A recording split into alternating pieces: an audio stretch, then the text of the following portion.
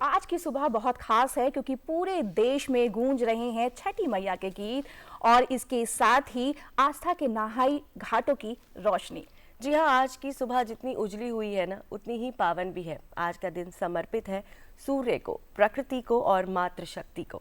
जी हाँ, छठ पर्व आज जो कि उगते सूरज को अर्घ्य देने का पर्व है, वो हमें ये सिखाता है कि अगर विश्वास सच्चा हो तो हर रोशनी आशा की किरण बन जाती है।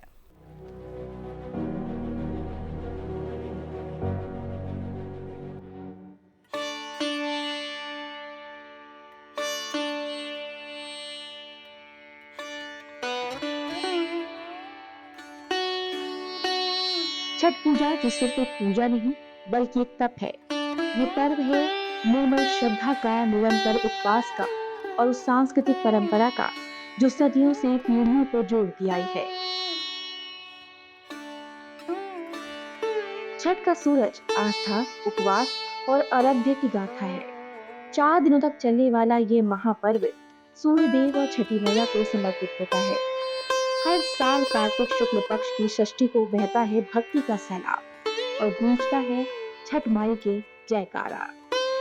छठ पूजा की शुरुआत होती है नहाय खाए से। पहले दिन व्रती महिलाएं पवित्र स्नान करती हैं और सात्विक भोजन ग्रहण करती हैं।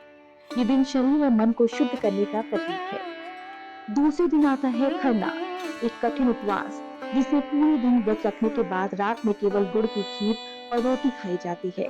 ये प्रसाद घर में शुद्धता और मौन साधना के साथ बनाया जाता है। छठ पूजा केवल व्रत नहीं, ये त्याग और अनुशासन का अनुपम उदाहरण है। यहाँ केवल प्रकृति की पूजा, सूर्य, जल और वायु की आराधना की जाती है। तीसरे दिन आता है संध्या अर्घ्य, जब व्रती जल में खड़े होकर अस्ताचलगामी सूर्य को अर्घ्य देते हैं।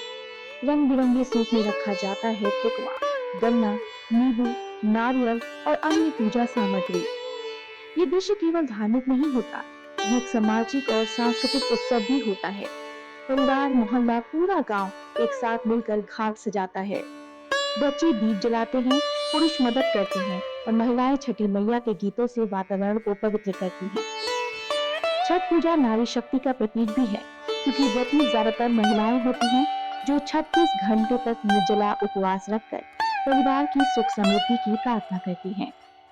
आखिरी दिन यानी आज पूषा अर्घ्य यानी उगते सूरज को अर्घ्य देने का दिन।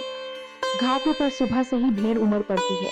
सूरज की पहली किरण के साथ जब व्रती जल में खड़े होकर अर्घ्य अर्पित करते हैं तो हर चेहरा आस्था से भीगा होता है।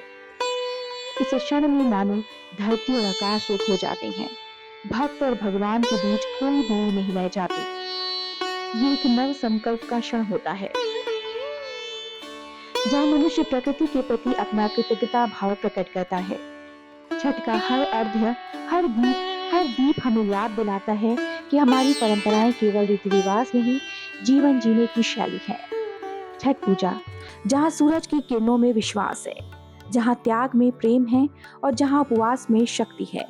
तो आइए इस छठ पर हम भी प्रण करें, प्रकृति के साथ संतुलन बनाए रखें, संस्कृति को सहेजें और श्रद्धा के दीप जलाए रखें।